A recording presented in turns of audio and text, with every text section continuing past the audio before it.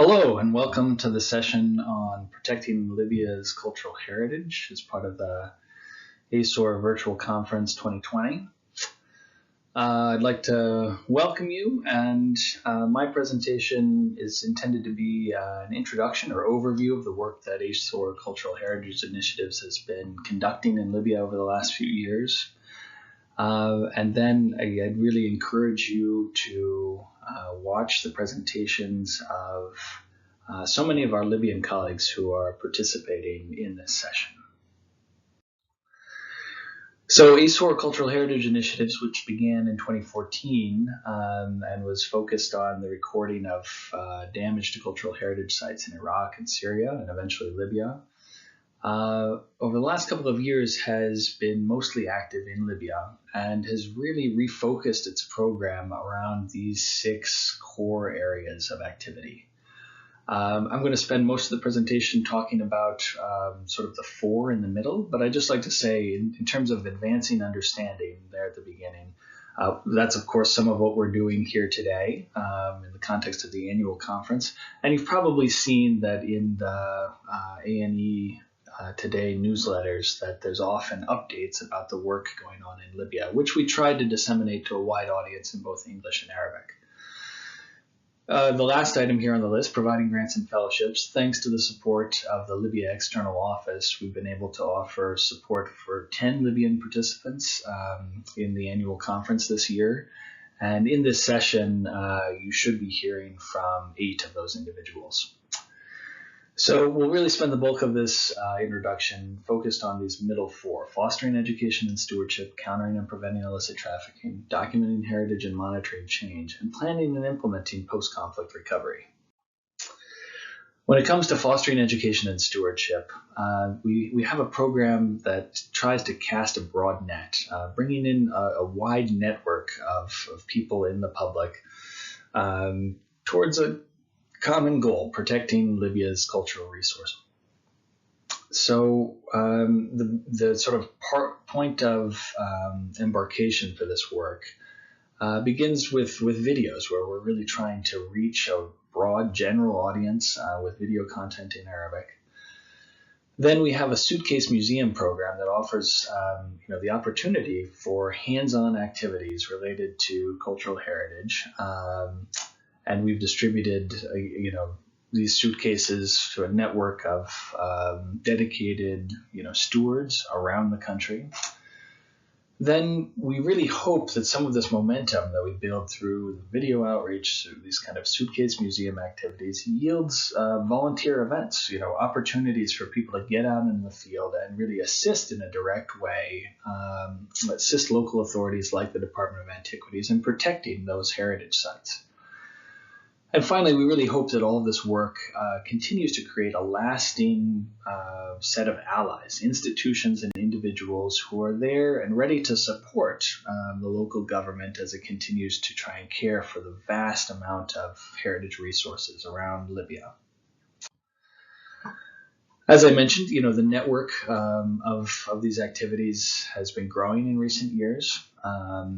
And you'll hear from, my colleagues Talal Baryoun, Intisar El-Aribi at the Libyan Department of Antiquities in Tripoli, Mufida Khadiq, who is an instructor and professor at the University of Sabratha. And I'd also encourage you to look at the poster prepared by Abdelhafid Masalati. And all of that work will comment further on sort of how this education and outreach programming has been built carefully over a number of years now. But just to highlight a few items, of course, the video aspect of this outreach, it's something that we've been exploring in greater depth, particularly given the circumstances of the global pandemic. And thanks to the support of the Aleph Foundation in Switzerland, we've been able to produce a number of short videos. When it comes to the museum in a suitcase, we found that to be a very powerful tool to facilitate engagement, whether for groups of scouts or in the context of elementary, middle, high school, university students even. And, as the pandemic struck, we've just found that there's actually still quite a bit of momentum and desire on the part of parents in particular to ensure that their kids have a chance to engage with some educational content, even though Libyan schools are largely closed. Then, that hope, and we've seen that hope realized at both UNESCO World Heritage Site of Cyrene, as well as the Sabrata and Ghadames, where volunteers, are encouraged enough by their initial exposure to this sort of the richness of Libyan cultural heritage, that they'll be willing to show up, donate some of their time and effort to taking care of these sites, helping the local Department of Antiquities accomplish some of the key site maintenance and cleaning activities that are just essential for preserving these sites for generations to come. And finally, we've really, pleasantly discovered that this work in outreach has enabled a broader conversation about Libyan cultural heritage. From the very ancient Libyan antiquities law actually protects all of the natural history of the country, including the giant petrified stump that you see in the upper left-hand corner, to more vernacular architecture like the fortified granaries of the Jebel Nafusa, like this one seen in Alut here in the center of the screen, as well as intangible Libyan cultural heritage that's also been dying out in recent years, such as the Libyan Shadow Theater. Those are all sort of additional cultural resources that this network of outreach and ongoing discussion, ongoing activity. We've really seen a lot of interest and engagement around these subjects that go much beyond, the classical antiquity sites found across Libya. Changing gears, when it comes to our efforts to counter and prevent illicit trafficking, we've seen and hear continuously from our colleagues in Libya that the pressure on sites remains very strong. We know that material has been and continues to be looted, and on occasion there are high-profile cases like this Cyrenaican funeral bus that was apprehended by British authorities as it entered the country, where there's a real there's an obvious and existent chain of transmission that takes this material from Libya and successfully tries to bring it to market in places like the UK, Europe, and until we signed the 2018 bilateral memorandum of understanding between the United States and the Libyan government, there was increasing evidence that this material was trying to enter the U.S. So later in the session, we'll hear from Dr. Khalid Al-Hadar, a professor at the University of Benghazi, about his work to document and trace this illicit trade. But to give you an overview, in general at ASOR, we're really focused on the side of the equation that's much closer to the source, really trying to provide resources and information that will help Libyan authorities as they continue to try and better implement existing regulations to protect these sites. Part of that has entailed, compiling lists of objects that have been documented as stolen since the outbreak of the revolution in 2011, and also documenting the ongoing pressure from urban encroachment in places that are highly likely to contain archaeological material and where there's been an increasing likelihood in recent years that looting has occurred. This is, one of the necropolises adjacent to the World Heritage Site of Cyrene, as it was back in 2012. Here it is in 2020, and you can see that urban encroachment, which is now quite common across this region of Libya, has been, a significant pressure and threat to the site. Thankfully, there's a lot of positive signals in all of this. These kind of direct outreach activities on the part of the local Department of Antiquities have been, fairly successful in that concerned citizens with some regularity return pieces of whether it's a, sort of a partial funerary bust like the one that we see here, or other elements that they are uncovering while they're building the foundations for a new house, for instance. A lot of that material is actually making it back to the department for safekeeping and study. But we also see, particularly from reports from the authorities in neighboring Egypt and Tunisia, that the pressure is very real and that a lot of this material is making it across porous borders.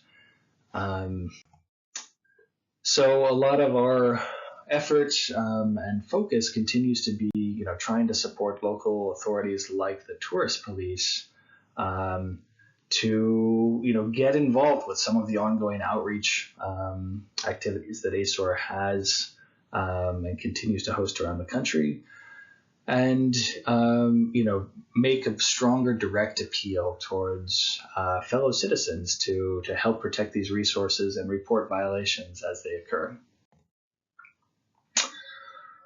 For documenting heritage and monitoring change, I'd really like to highlight our recent work and partnership with the Ghadames Association for Manuscripts and Heritage in the World Heritage Site of Ghadames. Thanks to the support of the Whiting Foundation and a partnership with the Hill Museum and Manuscripts Library, we were able to work with the team from Ghadames, and you'll hear later in this session from Qasim Yusha, the director of the association, and I'd also highlight the poster that's been prepared by Abdul-Jabbar Sarir that really sort of goes into greater depth about the ongoing documentation and digitization work that they're doing for manuscripts of the trans-Saharan trade. But in general, we're trying to help facilitate efforts of documentation, efforts of ongoing, archive and safe storage, and then, of course, disseminating this work and associated research. So sure enough, we've been able to provide some additional equipment and tools and training thanks to Walid Marad at Himmel. Getting, nice, clean, archival quality images of a number of these manuscript resources. And then sharing those resources in a platform, the digital platform of Himmel, such that, they are more available to a broader public, as well as serving, local goals in Ghadames. I'd like to just, briefly mention, some of you may have seen that here in recent months, ASOR launched a photo archive and has been publicly, requesting that members contribute images. And that's we know, sure enough, that some of these images of sites wind up being extremely important sources for monitoring change through time. So we've been really encouraging our colleagues in Libya to also contribute some of their personal archive of photographs to this site, so that as we move forward, the ASOR website even becomes increasingly important reference point for those who are making decisions about management and preservation and protection of Libyan cultural heritage moving forward. Then finally, I'd like to talk about briefly the recent efforts to plan and implement post-conflict recovery, particularly in Benghazi. Later in the session, you'll hear from Nueji Orifi, the director of the Historic Cities Authority in Benghazi, about the work that he and his team have been doing to think about the long-term recovery of the city in the aftermath of a very contested Battle of Benghazi between 2014 and 2017 that resulted in significant damage around the city. ASOR, of course, partnered with the HCA as well as World Monuments Fund to conduct a post-conflict damage assessment. Wali Obeidi, one of the architects and engineers in charge of the survey, seen here in the upper left, used some rapid survey tools that we helped develop to go and conduct a building-by-building assessment of the nature of the damage. That ASOR had done some remote assessment using satellite imagery, and bit by bit we've been getting better information about the nature of damage at these historic structures around the city. That resulted in an interactive geodatabase that my colleague Susan Panacho put together, and that really kind of helped link that aerial view to on-the-ground views of individual structures and their current condition. Unfortunately, in too many cases, that current condition is much deteriorated. This is a sort of a before and after photograph. One of the great historic buildings in the center of Benghazi's historic core. And, here, for instance, at the El Manar Palace, on the left is a photo of King Idris declaring Libyan independence back in 1951. And this, seminal historic site was heavily damaged in the context of the war, as you can see in the picture on the right. But despite all of that damage, the Historic Cities Authority has continued to plan for recovery. This is a sheet from their ongoing conservation plan at Souk Arabia. And again, you'll hear more about that work from our colleague Nueji later in the session. I'd like to just briefly thank the sponsors of some of this work, including the Ambassador's Fund for Cultural Preservation at the U.S. Department of State, as well as our Libya External Office, which serves as our embassy facing Libya, and the Whiting Foundation. None of this work would have been possible without both sources of federal support as well as private foundation support. And we hope that you enjoy the rest of the program and the thoughts and reflections of our Libyan colleagues. Thank you for joining us.